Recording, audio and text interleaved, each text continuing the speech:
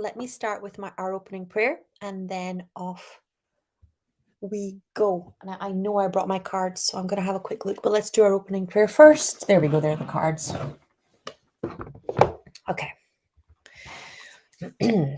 O great spirit, Father Sky, Mother Earth, the winds, the waters, my Father, my Mother, Atanaha, all that is. We thank you for our lives and we thank you for these good people. We thank you for all that we are and all that we are to become. We dedicate our time spent together and our relationships with one another to Him. We ask that our suffering be ended and our pain be lifted to the love and to the peace that lay beyond. Aho, Amen, Namaste. Okay, so I'm gonna have to eat while I'm doing this, guys, because I'm absolutely ravenous. I haven't had time for lunch today. I've just got some soy sausages that I burnt next to us, so forgive me. But we're gonna head off. I'll do a reading and then have a snack. I've got my Kuan Yin Oracle card decks today. Okay, I'm just going to shuffle them and have a nice clear. The first question is from Sylvia. So she's saying, hi, Sky. May I ask for a healing on my urinary issues? Why do I have it so frequently? Can it be ethuricea? Going very often to the toilet, thank you. So I'm actually seeing a bacterial infection that wasn't ever properly treated. So it may be like what the angels are really showing me is you may want to ask your doctor to try a different strain of antibiotics, but also to increase the length. So when our grandmothers went to the doctor for urinary tract infection, they were given 2 weeks worth of antibiotics, minimum of 7 days. What's happening now is that people are getting prescribed 1 to 3 days of antibiotics for urinary tract infections. And all that does is hide the symptoms, doesn't actually get rid of the bacterial infection. So they're showing me you need to ask for longer and potentially a change in the antibiotics. From a metaphysical perspective, urinary tract infections are being angry at men, right? And it's very similar to candida, which is why they often come together, because you are angry at the sexism, at the way that you're being not valued properly, and you're swallowing it. You're not, you're hiding it. You don't feel. It's kind of like, you feel like when you express your feelings, they're being invalidated or not taken seriously, but you feel powerless. You don't feel like you have another option. The card that's come up for you is the Lotus Throne, number 37. And we will see what it says.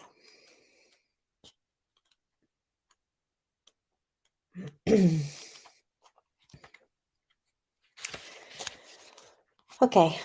The same lotus wisdom that enlightens beloved Kuan Yin and all spiritual masters is the very same light within your own heart. It can take great courage to trust your own inner light, to ascend the throne of your own inner spiritual authority, especially if the light of others around you seems more powerful than your own. You're being asked to trust this inner guidance above all others now. Have faith in your own heart. Know that you are divine. There are times on the path that we can greatly benefit from assistance from others. In fact, these times are almost always. A true spiritual master, teacher, guru, or guide or healer has the same role to connect you with the conscious awareness of your own inner light so that you may come to realize the spiritual power, authority, and beauty that you are in truth in the same spiritual power, authority, and beauty that you may see in them. Sometimes you might need an external guide to help us make that connection. Sometimes we're closer to our own divine wisdom than we consciously realize, and yet we fall into a habit of believing that others know more what is good for us than what we do for ourselves. Sometimes out of habit and conditioning, it's just easier to see the divine light in others instead of within our own heart. This oracle has come to you to guide you to trust your own inner teachers growing stronger, and that you have more spiritual wisdom than you may have previously acknowledged, and that will benefit greatly from heeding your own heart's guidance at this time. So there's a level of sabotage going on here, whether it's from a partner or from a spiritual teacher, where you are feeling like you can't trust your own guidance, or your own guidance is wrong. And the angels are actually showing me that it's coming through as inner child trauma. You don't trust yourself. So it's this and especially this trigger with leaving toxic situations.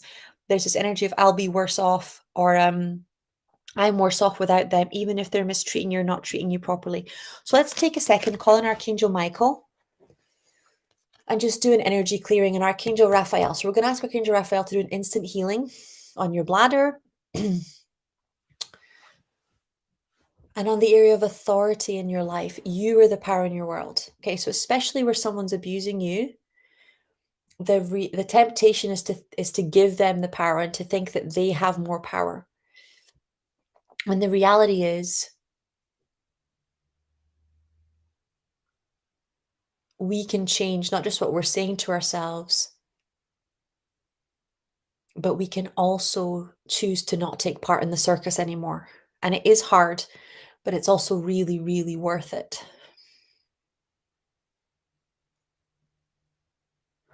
Oh, there we go.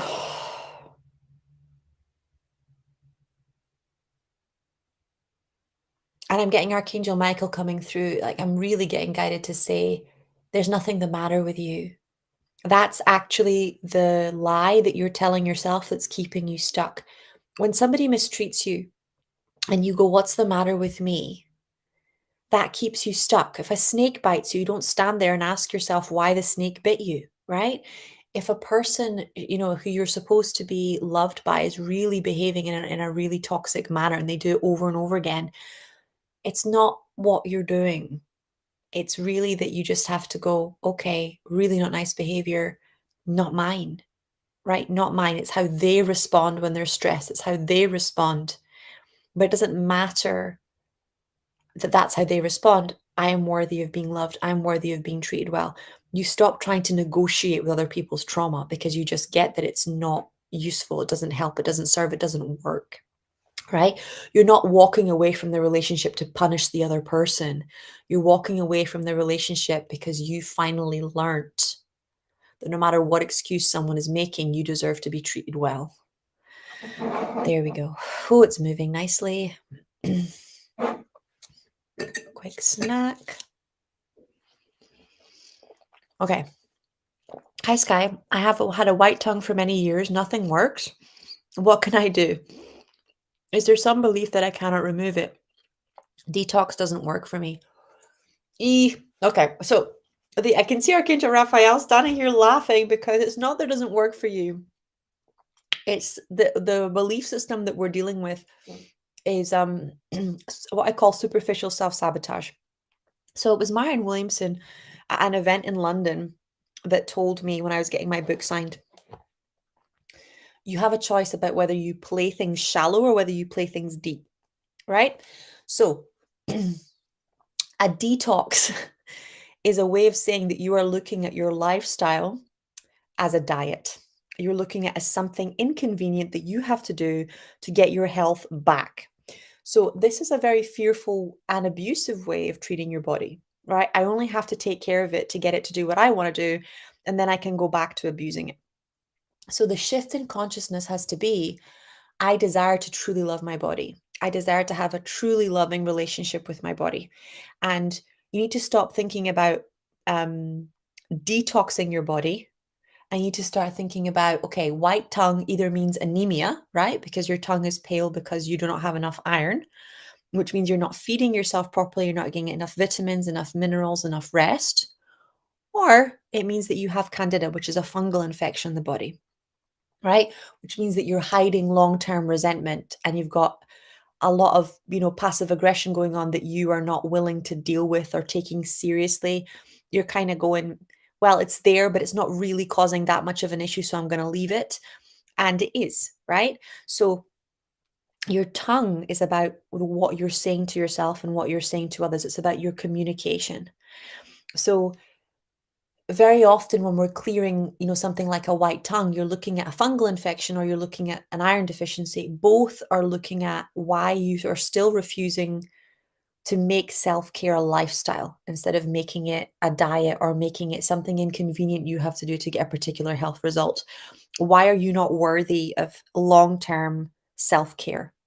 Right? And we're back to superficial. Self-care is not just, getting a latte or hang out with people that you love. Self-care is daily exercise, it's good sleep, it's good nutrition, it's investing in getting the right kind of tests to know what's going on in your body. It's prevention versus getting the disease. It's a lifetime commitment to self-care. It's not a superficial thing that you do every once in a while, like have a bubble bath. That's what the culture sells. Real self-care is much, much deeper than that. It's doing the right thing for your health instead of doing the easy thing or the quick thing or the most available thing. So let's take a minute to just ask the angels to clear, particular Archangel Raphael, any blocks or trauma. I call it a neglect wound, and we work on this in depth in Medical Intuitive. We had another 2 people join yesterday, which I'm so ridiculously excited about. I'm still getting heebie-jeebies from the last round because they're still got such good energy, but it's really starting to pick up momentum now. Oof, there we go. I literally just came off a call with a client where they had blood cancer and their platelets have lowered dramatically and they're getting closer and closer to their goal of completely eradicating it. So it makes a huge difference, this work, and I'm so grateful to be a part of it. And we're gonna keep letting that clear from you guys as well. Oh, there we go. You're worthy of unconditional health. You're worthy of having a healthy tongue. You're worthy of having a healthy body. And it's not that detoxes and diets don't work. It's that the neglect wound is really the problem. And whilst you're looking at it as a diet, you're basically telling your unconscious mind that it's a form of self-punishment. And you're not going to do anything to punish yourself. Your unconscious mind is hardwired to move away from pain and towards pleasure. So if you want to move towards long-term healthy self-care, you have to think of it in a pleasurable way. Otherwise, you're not going to do it. Oh, there you go. That's moving. Self-care is pleasure. I kid you not. And it's long-term sustainable pleasure, right? You work out in the morning, you get the benefits of that all the way till you go to bed and for the rest of your life because it's cumulative. You eat healthy during the day, you get the benefit of that, not just for that day, but for the rest of the week. There's so much good that comes from self-care. There we go. Especially not superficial self-care. And then you get addicted to self-care, which is really nice as well. Ooh, okay. Snack.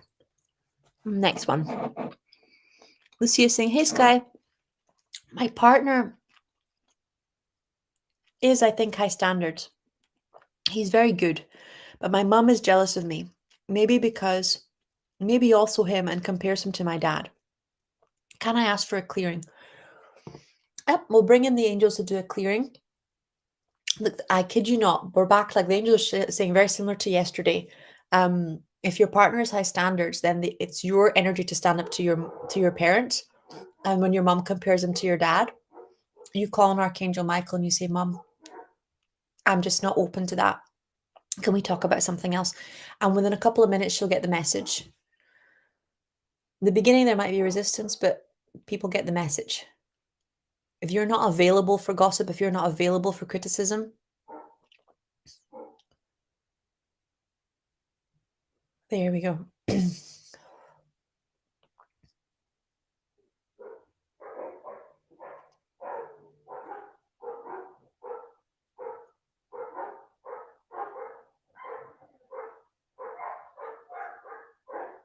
Okay, and we're going to ask the angels to heal the jealousy wound in your ancestral line, because competing with your children, being jealous of your children, that's a narcissistic personality trait.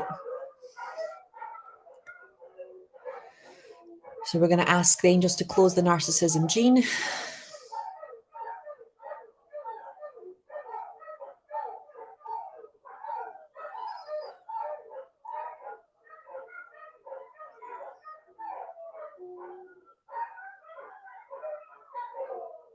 Okay, that's looking good. Mary's saying, may I have a message from my angels? Yep, let's pull a card. See what they have to say for you, Mary.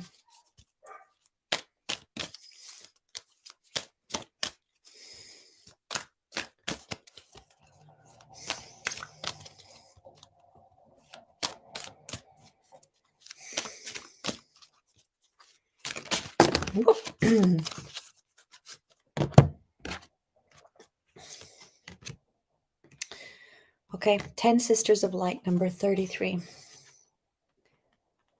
This is a really powerful one.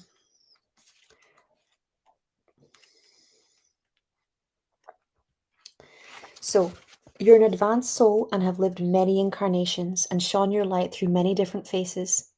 Your soul has learned many skills in past lives, developed abilities and talents.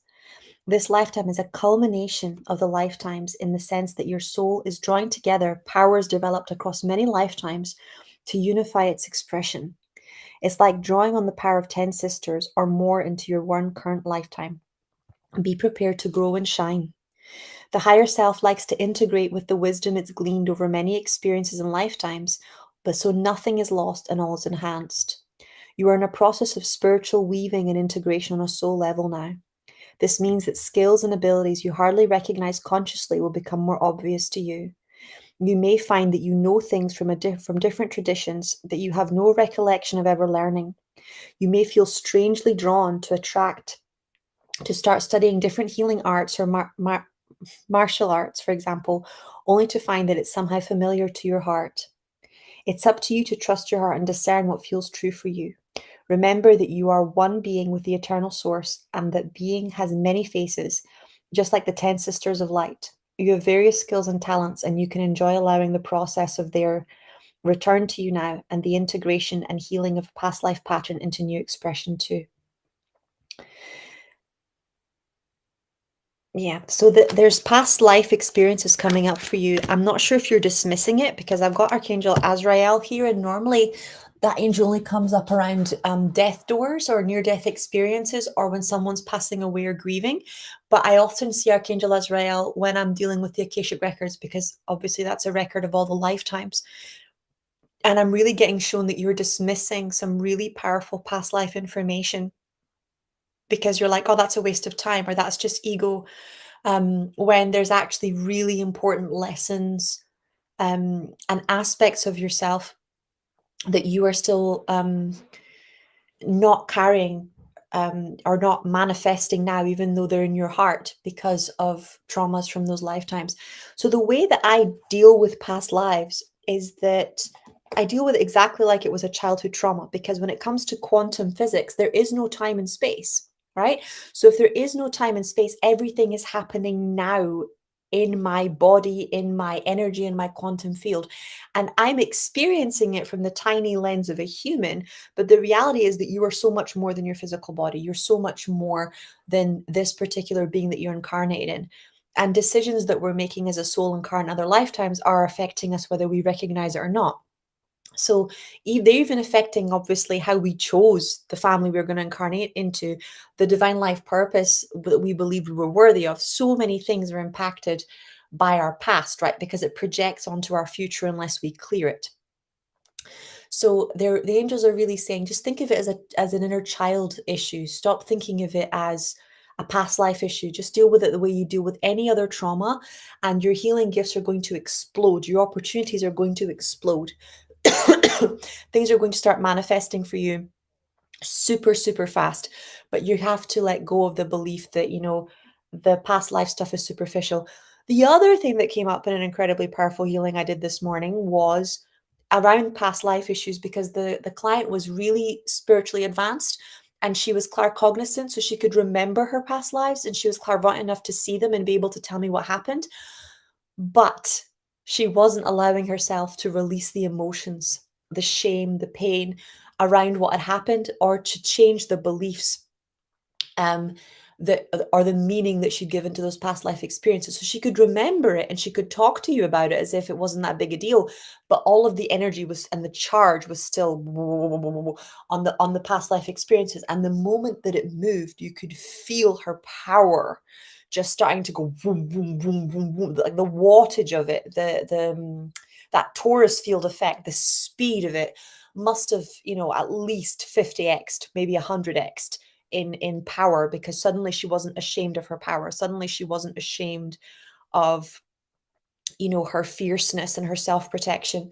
And, that's a huge deal. So let yourself go and heal your past life stuff. If it triggers you with past life, if it's a religious thing, just think of it as another like as a metaphor from your unconscious mind. Okay, think of it like healing a dream. Don't think of it as healing a past life if it's going to create all sorts of tension. Just focus on what God is showing you and work with that, and it will dissolve. Okay, quick snack and off we go. Mattis is saying, hi, beautiful Sky. I've been eating much healthier in the past few days. And to my surprise, I love it. Can you give me guidance on how to sustain this momentum? Thank you so much, my love. Okay. So the first thing you're doing, so this I love it, I love it, I love it thing, that is essential to sustaining any long-term change. The more your unconscious mind is hardwired to move you towards pleasure. So the more you tell your unconscious mind that you love something, the more you're going to do it, the more you're going to find ways to do it, the more you're going to do it in different places and try it in different situations, right? Because your unconscious mind is hardwired to look for pleasure. The other thing you really want to work on is worthiness. Worthiness of feeling good about yourself, worthiness of having high energy, like really feeling good about treating yourself well, about the extra care, about the extra attention, instead of feeling embarrassed when someone says that you're picky or you're difficult for the changes that you're making, because people get the same, people get triggered by people eating healthy, just like they get triggered by you not drinking. So just change the dialogue in your head with what's wrong with me, or am I really being difficult, to, okay, not about me, right? They're going through their own stuff. They're feeling triggered. When people get triggered by your diet, you just reassure them. You're like, I really love what I'm eating. I think that it's amazing that you eat the things that you love. And what I always say that seems to really resonate with people is this stuff is so personal, right? It's so personal, isn't it? You same way you wouldn't go around commenting on the way someone dresses. You don't really go around commenting on the way someone eats unless they kind of ask you. So it's that energy of just when they say, oh, the way you're eating or blah blah blah, it's like it's all right. It's just really personal, and I've just really been craving this, or I've really been craving that. Don't go into diets because that really triggers people. Just say, look, I've really been craving a salad, or I've really been craving that green juice, or I've really been looking forward to this vegan burger. But don't get into the diet thing, or because that'll trigger all sorts of collective consciousness stuff. Just focus on, this is what I want, this is what I desire, this is what tastes good to me. And people really understand that around food. They really understand you choosing food based on it tasting good and it being what you like. They don't understand, which is quite funny, right? Making choices about what you eat based on your health. They seem to think it's some sort of self-punishment. But that it's as simple as that. Keep telling yourself you love it. Make sure that you have inner dialogue prepared for when people challenge you or when they get triggered by you, or for special occasions as well. And you're off. Okay, Alta D is saying, hey Sky, please give me a reading for my love life. What is the blockage? Okay, let's see.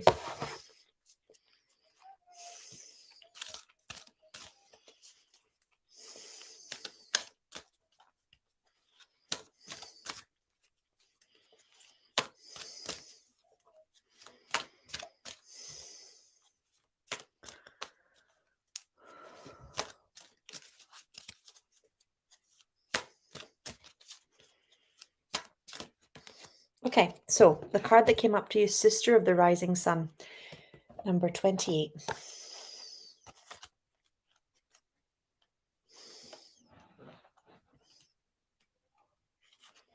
So you're a highly creative being with the potential to help raise the vibration of consciousness on this planet through your creative projects, work, dreams, and hobbies. The power of collaboration, choosing to work with others in joint projects, allows for synergy to occur where you can grow stronger and become more than the sum of your individual parts, calling in great cosmic assistance and potency. You're guided to remain open to other souls joining forces with you, just like the Sisters of the Sun Rising that bring great energy to help humanity through their group endeavors. When you allow for aligned group effort, something wonderful occurs. It's an important part of the spiritual journey to learn who you are and how you work, and often solitary work is a helpful way of doing it. Yet there are times when you are strong enough to work with others without losing yourself in your unique approach to your creative endeavors. Collaboration is suggested for you now to allow you to expand your horizons, to meet more people, to share your light and have more fun. So the energy that's coming in is that this is a fear of authority and adolescent, actually. So when you're healing inner child, you're dealing with like unworthiness issues, insecurity, feeling unsafe. When you're dealing inner adolescent, you're dealing with rejecting authority, feeling slightly superior, feeling like I can do this better, feeling like angry that you're being asked to um, take on more responsibility. It's that resistance to adulthood, that challenge of God instead of your parents, right? So when you're dealing with a wounded inner adolescent, the energy is like I'm better off on my own, because in order to individuate, you have to push your parents away to figure out who you are, right? So it's this energy of I have to push away a soulmate because they're not going to let me be who I am. And particularly if you had parents that didn't allow you to individuate, who didn't like who you were because you were too different from them, right? Whether it's because you weren't sporty enough or academic enough or you know masculine enough or girly enough or whatever their criteria was. If you had parents that didn't like who you were as an adult, then that's a very wounded inner teenager, right? Because in your adolescence, you are shifting from child to adulthood. And if your parents can't approve of that process, because only you get to choose the adult that you get to be, and it's a very messy process. And parents are hardwired by society to think it's a reflection of them. It's not true. Who you become is a reflection of you, but that's what they're taught. And then that creates a lot of shame when you make choices that they wouldn't approve of, or that they are triggered by. Instead of allowing them to be with you at every stage of your transformation to adulthood, it starts to make it about them. So let's do an inner adolescent healing for you so that you can start letting mature men love you, who are capable of seeing you as an adult, who are capable of letting you make your own choices, who enjoy who you are, the way that you are. There we go. There we go. I can feel so much anger here in your heart. So we're just going to call on Archangel Michael to help you grieve. My darling, you're grieving for the recognition you never got from your parents, for the validation that you never got from your parents. The parents are the initiators. We are waiting for them to say, you're a man, you're a woman now, you're ready to be an adult. I'm proud of who you've become. And if that doesn't come, there is a grieving process that can create Peter Pan syndrome for the rest of our lives. So let your heart just grieve. Let the inner adolescents feel the ache of not having had what you needed as an adolescent to become who you were supposed to be instead of becoming what they wanted. There you go. Woof.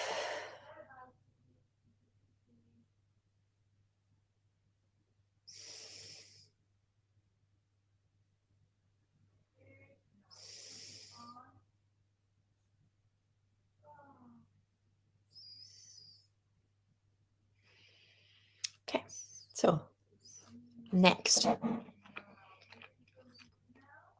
Terry T. Hi, Terry. It's been a wee while. Hi, Madam Sky. May I have guidance from the angels regarding my work situation in the committee? Thank you. Yep. Let's ask.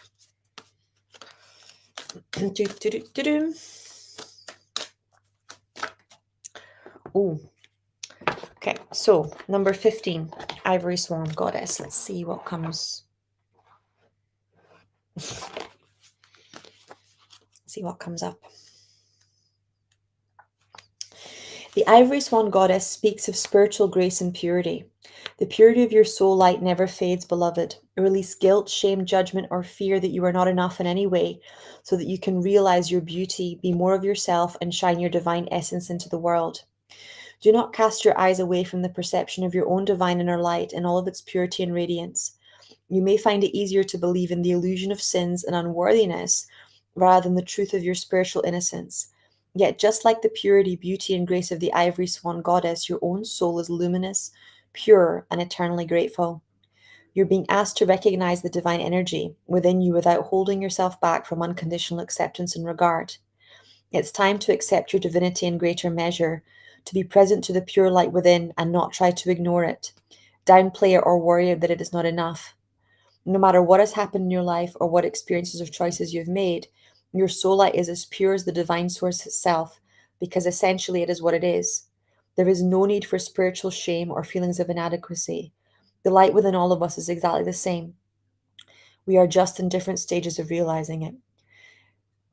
So, um, the angels are saying that at work you're encountering betrayal, violation, abuse, and misunderstanding. And they're really asking you to recognize that all spiritual people have encountered this before. What you're doing is you're taking those experiences and you're going, is there something wrong with me? Right? Um, why am I attracting this? What is it with me that's creating that behavior in other people? And you have to understand that sometimes it is our behavior or a lesson or a lack of awareness, which that aspect of you is the enoughness wound, but it's also that our light does trigger other people's darkness, right? You have to remember that even Jesus was betrayed. Every major spiritual master, whether it's Kuan Yin or Jesus, or they went through betrayal, and it's not because, that they did something bad. It's one of the tests that God places on us, of whether or not we have faith in God and whether or not we're going to have an obedient heart to the divine, as opposed to kind of like, are you only doing what God wants to get all this stuff, or are you doing it because your love is true? Are you doing it because you understand that even when something bad happens, God has a purpose for that? That it's to make you stronger, that it's to make you better, that it's to awaken a gift in you that you didn't even know that you had. It's that energy of, do you go deeper into faith when you're struggling and deeper into surrender into God's plan, or do you go into doubt and judgment? And do you betray yourself? Do you betray God when other people betray you? Or are you able to stand in your faithfulness? So betrayal is always teaching the lesson of faith and enoughness, but it's not you. You don't drop your spiritual purity. You don't drop your worthiness of God's love. You don't be like, oh, my vibration must be low. You trust and you run really, really deep with it. But there's definitely stuff going on at work that should not be going on. So we're going to call on Archangel Michael for protection. We're going to clear your office and your office environment. There we go. Whew.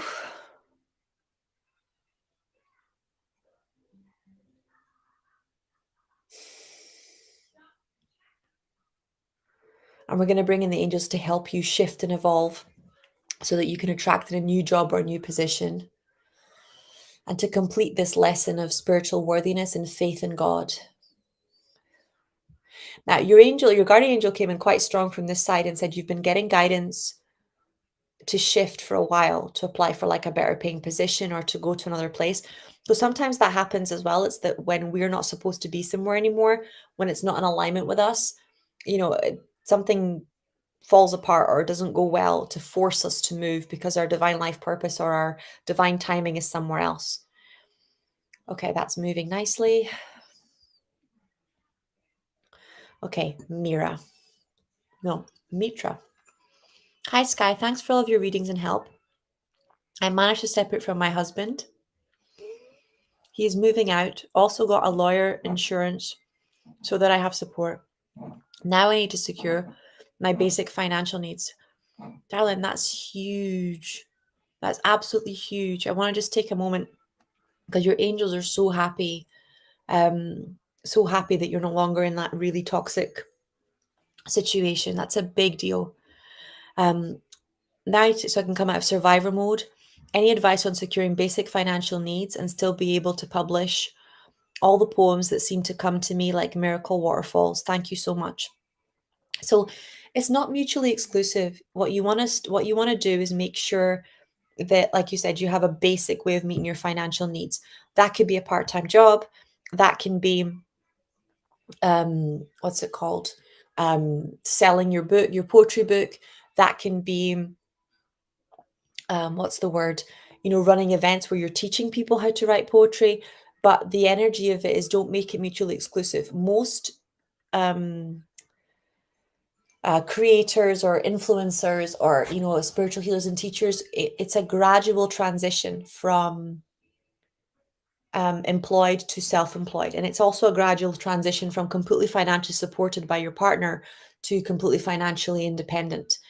I'm not sure where you are in the world. I know that in the UK, if you've been supported by your partner financially, you'd be asking for a financial order, especially if you were married, until you find a job. And that's how it normally works here.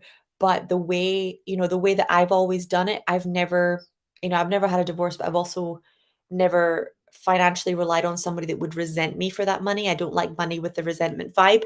Is You want to make yourself more visible. So tell people that you're writing poetry, tell people that you're selling your poems, um, and start communicating them, start reading them out loud on videos, start, TikToking them or YouTubing them, start monetizing your gifts. And that's what I find to be the most effective, not just for financial increase, but also for um, long-term happiness, right? Is you making money from something that you're passionate about and that you love.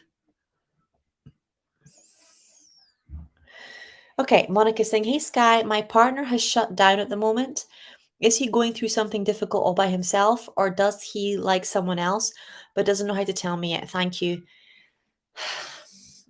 My feeling is that he doesn't know how to tell you that the relationship is over, but I don't think it's about someone else. I think he's just not been happy for a while. He's been pulling away and pulling away and pulling away. Um, you've had 2 or 3 readings on the same situation now. So this is where the angels are kind of going mirror, like I can see them holding up a mirror in front of you with this energy of um look at yourself. So when you're obsessing about somebody else, what are they doing? Why are they doing it? You have no control over him. You can't make someone love you. You when somebody isn't treating you properly, you have to look at why you're okay with accepting that, why you're waiting around, why you're trying to figure out what he's thinking instead of grieving the way he's treating you and moving on. And that is where the wound normally comes in. What is going on in your mind? Start thinking about the thought loops. If he's not in touch, are you thinking, what's the matter with me? Does he not love me anymore? Are you thinking all of thoughts about him instead of going, this really hurts. Being neglected really hurts. It doesn't feel good to be in a space where I'm constantly wondering what he's thinking or needing, and he doesn't seem to care about me at all, or wonder what I'm thinking or needing, right? It doesn't feel good to be in a relationship where my needs aren't being met all the time. So, when did you learn to focus on somebody else when you were in pain? Because all of this, what's going on with him, is bypassing what is going on with you and how much pain it's causing you to be inside this situation. And if you can't feel the pain of a toxic situation, then you won't leave, right? Or you won't set boundaries, or you won't set limits. So we're going to call on the romance angels to help you be present with your feelings and stop focusing on him when he isn't, behaving with integrity or honoring the relationship, and start looking at you and how it makes you feel, so that you can meet your needs or move on to somebody that can, and also so that you can be clear on what your needs are. You don't, even if he was having problems, right? You don't stop existing because a man is having problems. You still exist. There we go. You deserve to be loved. You always deserve to be loved. That's not conditional on how someone treats you. That's the divine truth. So just get the angels to come in and start treating this lovability wound. And this, I'm not sure. I think it's redirection, like this focusing on somebody else's feelings obsessively and on someone else's needs obsessively to dissociate from your own. Because it's not working for you.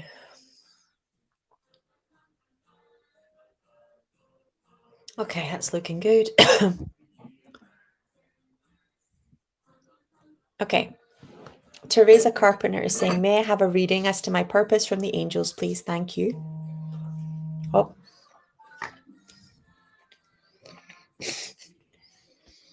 Okay.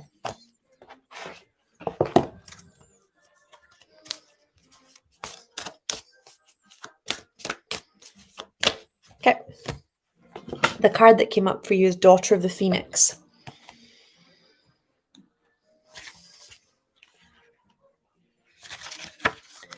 When the soul is ready to spread its wings, it goes through a deep cleansing, purification, and preparation for new levels of spiritual wisdom, power, and light. Just like the phoenix that's baptized through celestial fire to be born anew, you're going through such a phase of heavenly purification, preparation, and initiation. This is an advanced phase of soul growth, and soon after, you will enjoy greater spiritual peace, divine power, and advancements on your divine life purpose. Kuan Yin, daughter of the Phoenix, has been through 5 fire, both physically and heavenly, and has ascended into a position of greater spiritual peace, power, and authority. She guides you now to claim your rebirth and ascend.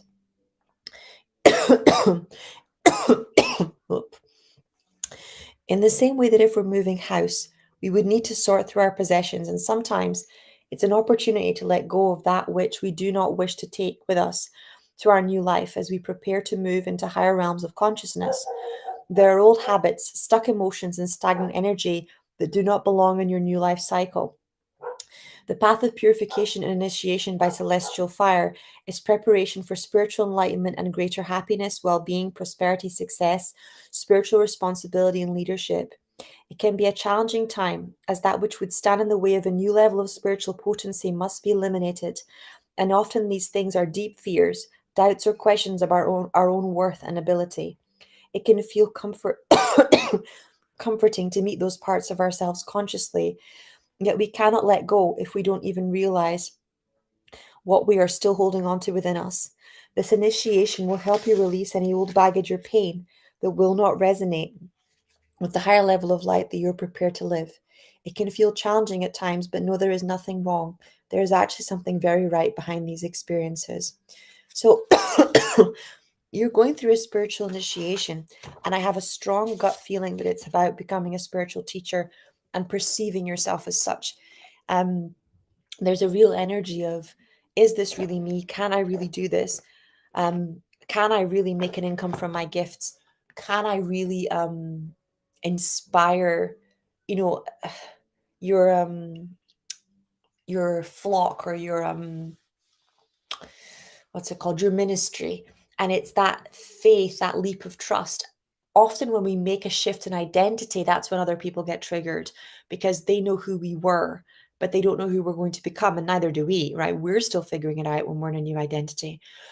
So let's just take that minute, right? We're just going to call on Archangel Michael to help us let the old identities that no longer serve us die, so that we can create a new one. And remember that we are the creators of our identity. Identity is not meant to create us. We are meant to create our identity. There we go.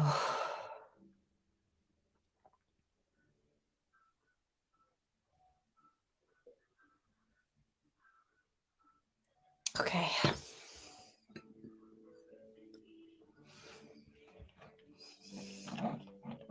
Okay. Sylvia saying, hi, Sky. Having difficulties with my colleagues. They don't want me to be here. What can I do? Can I get a healing, please? Let's start by sending in Archangel Michael and Archangel Raguel, who help to resolve relationship conflicts. Let's ask Archangel Michael to just cut your cords with all of them who are draining you of energy, who are speaking badly about you, who are intimidating you.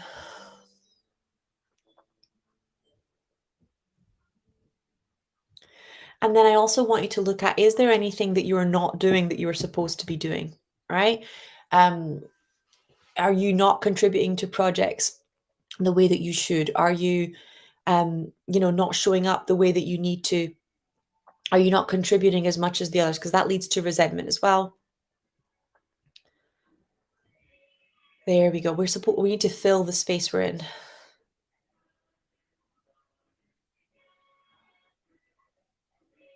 So the angels are really saying the words to me, just a job for you. And I think that's what's the issue, is that for you, it's just a job. It's not really what you're here to do. And you're not taking it as seriously as the others are. And this is what I mean by sometimes you shouldn't be in a job, because, if you're supposed to be a spiritual teacher, if you're supposed to be an entrepreneur, if you're supposed to be self-employed, and you go into someone else's business out of fear that you won't be able to provide for yourself financially, then you're probably going to sabotage your job just so, and it damages other people's business, and it's not good karma. So let's just take a minute to clear that up, right? So that you get to be honest about what you want to be doing with your life.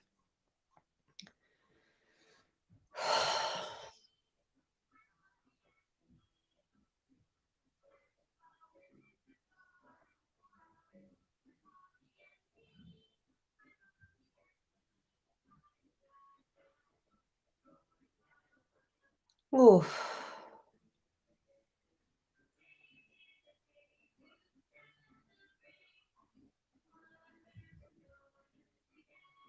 and the angels are also asking you to change your vocabulary from I have to I'm choosing to do this. Okay. Art community saying, hey Sky, would love advice on my career. Feel like letting go of everything I used to know. The last 6 months were crazy. The new thing isn't in my reality. Guess I'm asking, what is my zone of genius? So I'm immediately getting from the angels that it's a mindset shift. It's you've got the right zone of genius. You're just underestimating the skill set required to make it shine.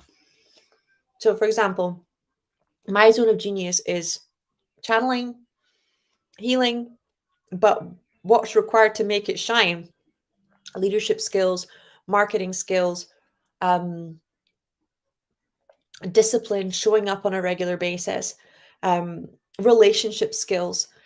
There's a lot of things that you have to develop to create a long-term successful community. So the angels are really saying your zone of genius is correct. It's just that your mindset is kind of when you're at a stage that you're established, they call it the curse of knowledge. So when you're at a stage that you establish, you forget what it's like to be at the beginning. At the beginning of shifting into self-employment, you're the jack of all trades, right? You're the person that takes the bin out, and you're the graphic designer, and you're the copywriter, and you're um the healer, and you're all those things until you start making enough of an income that you can hire a VA, and then you can hire a graphic designer, and then you can hire a copywriter, or so you can start having employees and building your business. But in the beginning, being the jack of all trades also teaches you how to respect other people in their position, honor the job that they're doing and how hard it is, right? And understand their contribution to your business so that you don't resent paying them or underpay them or things like that. So the issue is that when you don't go through that, most people, this is where a lot of people have trouble with hiring and paying people, and it's building their business or building their empire. When you don't go through that, it's very hard to have the respect, right, from the word go, unless you were raised in that environment for other people and pay them without resenting them, things like that. um it requires a lot of financial maturity. So what the advice that you've been given by somebody is go straight into your zone of genius, which works if you either have a lot of money, right? Or if you grew up in an environment where you're surrounded by entrepreneurs, and you have your zone of genius and your sales skills.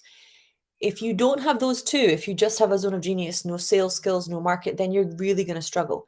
So the angels are kind of going, this is not a zone of genius problem. This is a mindset problem. You're now going to have to really practice applying the different skills that you need: the marketing skills, the presentation skills, the organization skills, the business leadership skills, so that your zone of genius really shines. And it's not there yet because it takes time, right? When you look at my career or anybody else's, it takes time. When you see what looks like the instant success, it's normally because of work that's been going on for a while behind the scenes. It doesn't take forever, but it does take intense bouts of connection, because all success comes from relationships. Marketing is just a fancy word for building relationships in business, right? So you need space to build an audience. For example, when I moved to London, I ran an event every week for 2 years, just to really get to know the community and serve the community, and it sometimes there's a lot that people are doing behind the scenes, whether it's their loss, whether it's their low end programs, or their free Facebook groups, or their freebies, or that are creating those relationships. So slow down and look at what is it that I'm missing in my nurturing process, that's meaning the thing isn't here yet, and it's just gonna click into being.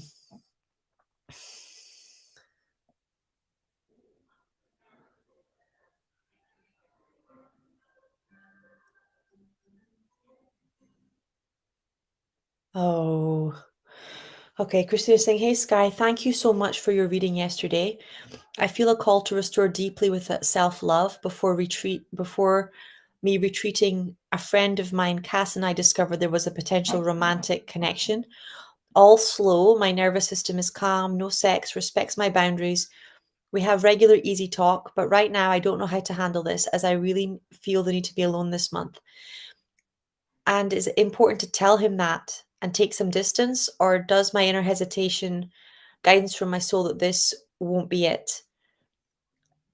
Like, you are being guided by your soul to take some time for yourself. Okay. That means that, you need to really say, I am taking some time. I'm taking a month. I'm doing a retreat. I'll be in touch on such and such date. Or, I'll send you an emoji once every week to let you know that I'm all right. But, when you're recovering from long-term self love wound is not the time to be getting into a new relationship, especially when you've had like 3 or 4 back new relationships. If you were capable of love right now, you wouldn't have gotten into the mess that you're in, right? So the reality is that this is happening to you frequently. Every partner of the opposite, every, male is becoming a potential romantic partner. That's not a sign they're the one. That's a sign that you don't feel safe by yourself. That's a sign that you don't this is even what you're saying to me is, if I take time for myself, will they still be there? If I take time for myself, will I miss my soulmate? If you're with your soulmate and you take time to yourself, that will strengthen the relationship.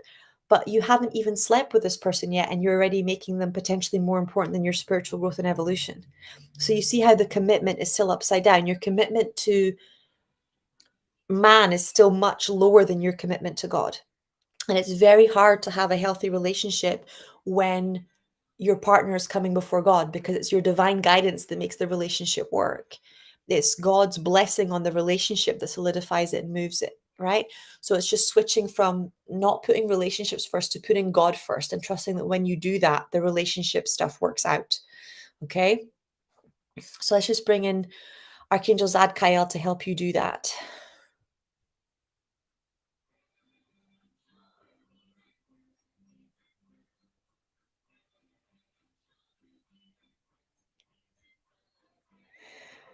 Okay. Mary A saying, Dear Sky, I'm currently out of my country because when I left, conditions weren't safe for me and my family to be there. Can you guide me if now is a good time for me to go back? No, it's not. I'm getting a really strong no from Archangel Michael. Otherwise, if not, then how long should I wait? My love, you're not supposed to go back. You're not supposed to go back. Put down roots where you are. You're not supposed to go back. Grieve, cut cords, let go. You're not supposed to go back. Um, you're welcome for the reading yesterday, beautiful. Okay, I have to stop here, guys, because we're at time. I love you all so much. For those of you that are interested with Medical Intuitive, because I know some of you yesterday in the sales calls said to me that you weren't sure if you were a good enough person, or you weren't sure if you had strong enough spiritual gifts. That is exactly why I'm here. That is part of what we clear inside those calls. And I won't tell you're supposed to be there if you're not. Okay, I turned down a lot of money last year and a lot of people. If you're supposed to be there, then we will work out a way. If you're not supposed to be there, I'm not one of those people that's going to try and sucker anybody in. It doesn't work anyway. It's not the spiritual path. But if you're sitting there going, I really, really, really see myself working with you. I really, really, really know I'm an incredible healer. But I'm scared of this, and this. Please book a call and we can work through that stuff, because it shouldn't be blocking you from your divine life purpose. Let's do our closing prayer. O Great Spirit, Father Sky, Mother Earth, the winds, the waters, my Father, my Mother, Atanaha, all that is. We thank you for our lives, and we thank you for these good, good people. We thank you for all that we are and all that we are to become. We dedicate our time spent together and our relationships with one another to you, so that our suffering be ended, our pain be lifted, to the love and to the peace that lay beyond.